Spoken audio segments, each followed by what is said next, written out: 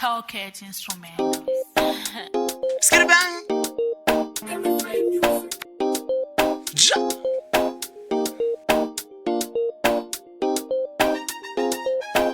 Ndichiti. Ayolego. Vekuti. Vanenge vakamonga nejealous. Dudu. Bundure. Badness. Vanenge vakatoloda. Trolly my feelings. Vanhu vekuti wakavanzwa vachisasa machani avo vanhu vekuti vanenge vachitotaura zvinhu zvekuti vakabuka Jesus Christ.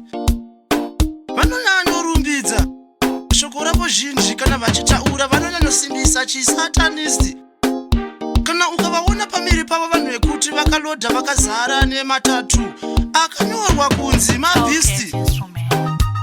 Saka vakauya kwedu isusu Skitty Bankside Records unongovaisa paposi tovararisa negotsi.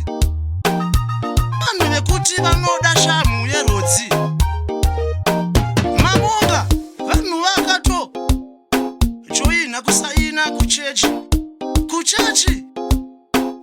yengozi.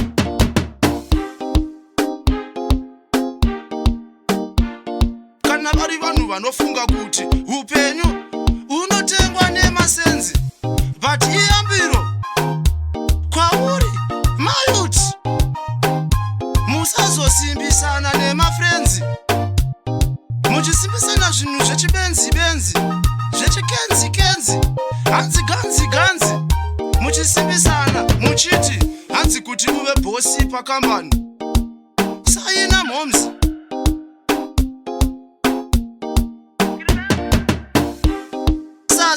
Christ opedza wachekeresa rese dzinza rudzi uri kuda kutenga Pajero BM oro Benz.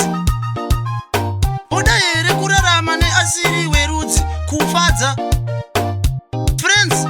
Ndichiti dzaive rege dzaiti unganidza pagungano kunge pamashwede yadya mufenje idede dzaisimbiswa nemarasta vari zhombe vamwe vari kuhonde. Taenda nengoma tatora mukombe ndosimbisa mabhazuva kubuda chamhembe hati gede bvunza maelda machifi anenge vana makwende tisu varume kwende takudonedza zvikepe repe rege